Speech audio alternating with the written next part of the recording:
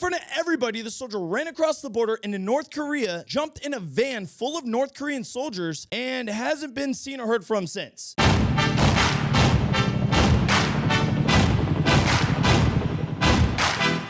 Welcome back to another episode of Brutally Honest with your host, me, Nikko Ortiz. Let me know down below in the comments if you guys have ever made a comment, action, gesture, or anything like that and basically immediately regretted it. And if the answer is yes, let me know if it is worse than today's topic. An American soldier ran across the border in North Korea the other day, last week, and has not been seen or heard from since. And North Korea is not getting back to us either. But really quick before I mention that, I want to say thank you to everybody. We are almost, just like this much, almost to 100,000 subs on YouTube. I'm hoping by the time this episode goes up on Thursday, we'll be at 100,000 subscribers on YouTube. If so, I would like to personally say thank you and let me know if we need to put the play button here in the studio. I think it'll be really, really cool. And if you're not, go ahead and hit that subscribe and notification bell so that you guys don't miss future Brutally Honest episodes. And also a quick little statement. I apologize for my voice and if I look like absolute shit.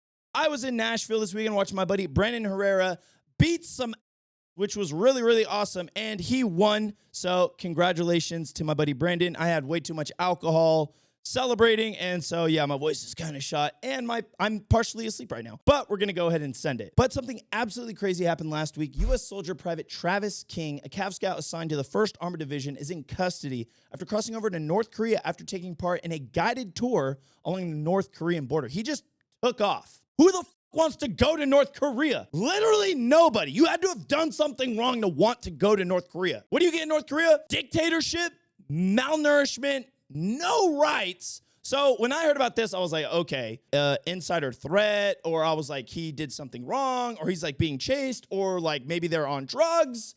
It doesn't make any sense. But once I heard that he was a private, I was like, okay, all privates are a little bit retarded. And when you're a private, I was extremely retarded. I'm still retarded. But this is nuts. So basically what happened is, and we'll get more into it, and we're going to read some articles here in just a moment, but he ran across the border, jumped into a van full of North Korean soldiers, and then they basically just took off. And he has not been heard or seen since then. And so right now, I'll go ahead and jump into a quick little article. It says, I saw reports about contact between the UN command and North Korea. The State Department spokesman Matt Tiller told reporters on Monday, it was my understanding that there has been no new communication since last week. Communications that happened in the early days. I think the reports have resulted from misinterpretation of the UN command's original statement. So the way it works is that North Korea and South Korea are basically the primary means of communication, as North Korea and the United States have never truly been friends. Things have always been tense and hostile. And this is a kind of a stressful moment as we're trying to figure out what's going on, but we've never had any true diplomatic relations. It's all been indirect, hence why they're talking to the UN and South Korea, but they won't respond to anything from the United States about this soldier. And I think the only time we've ever truly come into somewhat neutral play with North Korea at all, like ever, is when ex-President Donald Trump went over to North Korea, and you see him and Kim Jong-un talking and conversating. And I mean, that's like probably the only thing that gives me a little bit of hope that maybe we won't all die in like nuclear fire one day. But as I digress, some of you might be like, oh, well, first of all, how did this soldier just run across the border? Like, he was in a tour group along the border, but how did he just sprint across? Well, for those of you who don't know, North Korea still is having like really, really big problems with the whole COVID and unvaccinated thing.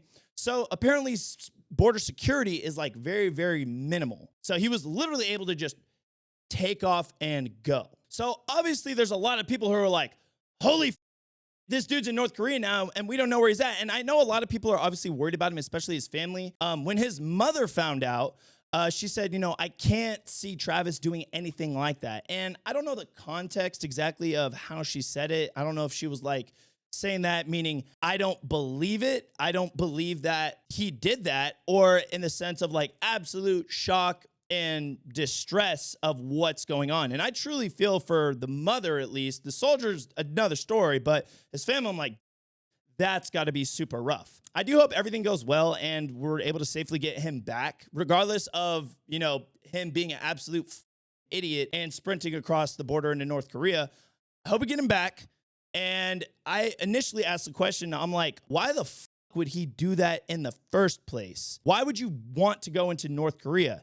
And I think I may have found the answer to that. Some people are saying, and it's been documented, that he has had a lot of problems and issues in the military in the sense of assault and damage to property. So I'll go ahead and read all of you guys this really quick. That kind of describes some of the things going on and may be the leading cause as to why he just kind of said, F it. Private Second Class Travis King, 23 years old, was about to fly back to the United States from South Korea for possibly disciplinary action after refusing to pay a fine for allegedly damaging public property and some assault charges that happened previously in the year. He slipped away from the airport in Seoul last Tuesday and managed to join a guided tour, which they have pictures of as well. And so those people who sign up for the tours are supposed to follow like super strict rules, including what they can wear for the tour. And so because of that, it remains an ongoing subject of inquiry as to how King was authorized to get onto the tour despite his record, which I'm about to read to you guys right now. King has served detention in South Korea on charges of assault and damaging public property. Once again, as stated, it was due to a flyback to his home base in Fort Bliss, Texas last week, facing disciplinary action. So basically what I'm hearing is this dude was already in trouble and he's like, I don't want to be in trouble anymore. I guess I'm going to North Korea now. I'm dipping out and I'm just taking my chances. But the thing is like, what makes you think you have any kind of power in North Korea? It's like, oh, I'm in the military. Like, they're going to want me and I'll be an assassin for Kim Jong. I don't know. These are the stupid things us as privates, me when I was a private, we would think about, right? We're like, oh, yeah, like we totally got, he's only been in the military for 2 years. And I was like, how is he like still only a private? And he's still only a private because he's had so many problems and issues in the past. So that means he's not the best. I'm not saying he's a bad person, but he's not the best soldier. And that's okay. But you're in North Korea now. Like, I hope you understand that North Korea is going to interrogate you. They're going to try and get information. I personally believe, North Korea is going to utilize him for propaganda. They're going to utilize him to be like, see, this is what people are like in around the rest of the world. They're going to just use him to on the rest of the United States and everybody else, which kind of sucks. And at this point, it's kind of like, dude, once we get him back, which once again, I do hope we get him back safely because I don't want no American citizen getting tortured in North Korea. Like, hell no. We definitely got to kick this dude out, and he's more than likely going to have to face some criminal charges for sure, because we can't keep him in the military anymore because you're now in North Korea. We have to worry about him being an insider threat, committing attacks on behalf of North Korea, brainwashing, all of these other things. Like, he cannot come back to being a U.S. soldier. Like, he is done. So I think he really took the risk of being like, I'm going to go to North Korea and give them whatever they want. And I'm like, he's a Cav Scout too. Like, dude, you got nothing to back yourself up on at all. And since he did this, the tours have basically been like suspended. A lot of the people initially, when this happened, when he ran across, they thought it was a joke. One of the ladies even stated, like, I thought it was like a joke for TikTok, until once he crossed that line, the tour guides, because you have to follow these strict rules, they started yelling at everybody in the tour. They're like, run now. Go, run back, because it's North Korea. Once again, I feel like I'm going to say this a million times in the episode. It's North Korea. You have no idea what they're going to do.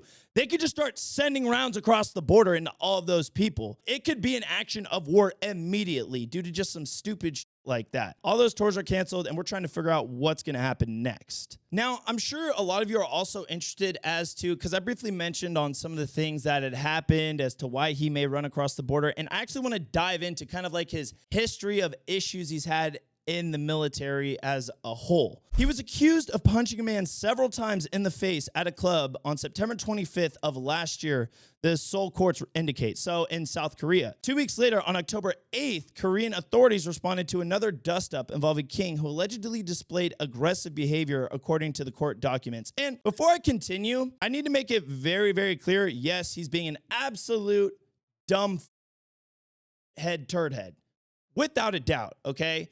But it's never easy being in the military at all. It's not always what you think it is, let alone getting stationed in South Korea as your first like duty assignment. That sucks. And it's not exactly an excuse for him. It's just that, like, for everybody who's not a veteran, us as veterans will see this as, like, we're more focused on the fact of, like, oh, he's a private. Like, what do you expect? And a lot of people are like, no, he's like a criminal. He's done all this bad shit. It's like, no. The military will change you. Your life experiences will get it's not for everybody. We see this happen a lot. This is not abnormal. This, at the end of the day, he's just the one who got caught up in the news and did some extra level crazy shit. I don't think he's a bad guy. I just don't think the military is for him. But as I continue, while he was displaying this aggressive behavior, the police put him in the back seat of the patrol car. King reportedly spouted terrible words and insulted things at the Korean police and the South Korean army. He then proceeded to kick the patrol car several times, resulting in about 584,000 won in damages. And actually, it's really not that bad. I mean, it's bad he did that. But what that converts to is about $460 in damages. And with that, he got off kind of easy, realistically, because he had no previous offenses and later pleaded guilty to charges of assault and destruction of public goods and paid $790 to repair the patrol car. On February 8th of this year in Seoul in the Western District Court, he was fined 5 million won, the equivalent of about $3,950, almost $4,000. King was facing disciplinary action from the U.S. military, according to 2 anonymous U.S. officials. And so a lot of things are happening with this guy, and because of that, the soldier spent time in the United States detention in Pyongyang, South Korea. I don't think it's Pyongyang. That's like North Korea. Jesus Christ. I don't know how to say this word, but a place in South Korea following the October disturbance. One of the lawyers who represented him at the time claimed a spokesman for the U.S. Forces of Korea, however, declined to confirm whether King has been in South Korea or U.S. military detention. So it kind of sounds like South Korea is not answering a lot of questions, and I have a feeling this is not factual what I'm saying. This is my conspiracy theory here. This is my thoughts. I think the reason South Korea is curveballing a lot of stuff right now is because we have to remember they're the only ones talking with North Korea right now. They're the only ones truly getting a sense of information, even though it's connected to the UN and all this stuff. South Korea is the only ones getting any type of true communication, true facts, true knowledge. And I think something maybe not good has happened since then. And so they're kind of like, oh, we know nothing about him. We don't want to be involved because the world's about to have a storm when they figure out what's going on with Private King. But we shall see. King was set back to fly to the United States on Tuesday when he slipped his military escort and was spotted wearing civilian clothes at a tour on the joint security area, the border village of the demilitarized zone separating the 2 Koreas that is guarded by soldiers from both sides. He slipped away as he was being guarded by soldiers. I would actually like to know what's going on with those soldiers. I want to hear from them. Dude, what the are you doing? How do you let this dude slip away? Let alone, he should be handcuffed, because I've had to escort people as well from court in the military, and they are always handcuffed. Hands are handcuffed and feet are handcuffed, and they are joined together by another handcuff between the hands and the legs. And then you're handcuffed in a vehicle at all times. Either he wasn't truly detained, he was just being escorted, even though for, like I said, in my history of escorting people, I've always put them in handcuffs. Always, every single time. So something weird's going on here. Either he was never in handcuffs or he somehow is a motherfucking genius and he slipped out that. So one thing that, and I remember a Swedish visitor had said, is they were like, that when he ran across, he was laughing. He was like, ha, ha, ha, ha, ha. And I'm like, okay, maybe he's a little bit like loosey-goosey, got a few nuts and bolts missing, and maybe he's a little bit crazy. Or he just had such a hard time, his world's falling apart, and he does not know what to do. For all I know, you know, in the military, we go through a lot of hard times. Maybe he thought he was going to get shot crossing that border. And honestly, it didn't go the way he wanted it to. That's why he's laughing. He's like, you know, I'm going to get a shot, whatever, yada, yada, yada. Everyone's going to feel bad for me or something like that when I get killed by North Korea because I was, you know, being escorted back to the States for disciplinary action. The world's against me. But he ran across that thing. He's like, what the f? And he's like, I'm alive. What the sh? And then these North Korean soldiers detain him and take him away. So who really knows what is going on? Because this is just, at the end of the day, it's absolutely crazy, crazy story. And he did it deliberately upon his own accord. He was not forced in any way, shape at all. I would like to know, though, if there was, you know, video footage of this. That would be crazy to see, because I've looked it up and I haven't found anything that shows like footage of him running across. All I've seen so far is the pictures of him on the tour wearing his hat and like his shirt and clothes and stuff like that. It would have been crazy to see, you know, even a picture of him running across. I would have been like, oh my God, this is insane. And so when I say he went crazy, that's what I thought, right?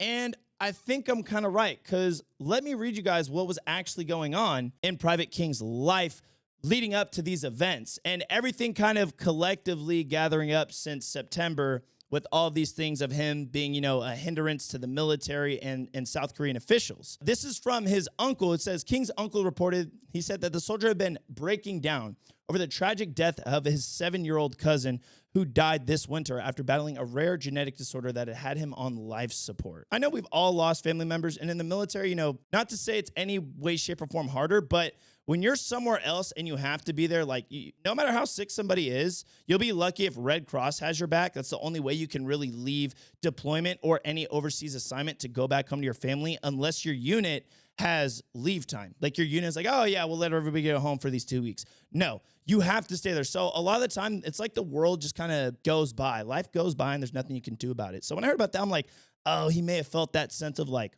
hopelessness. And he's a dumb private. So I get it, because we have all been there as veterans. Once again, not an excuse for his actions. They're absolutely ridiculous, and there does need to be repercussions to what he did. He does need to face consequences. And so to kind of conclude all the events of everything that was going on here, there's currently a State Department travel advisory ban on U.S. citizens entering North Korea due to the continuing serious risk of arrest and long-term detention of U.S. nationals. Hey, at the end of the day, don't go to North Korea. Like, don't go. Look at me right here. Don't go. That's stupid. I know a lot of people do go there. I actually want to go to North Korea really bad, so don't judge me.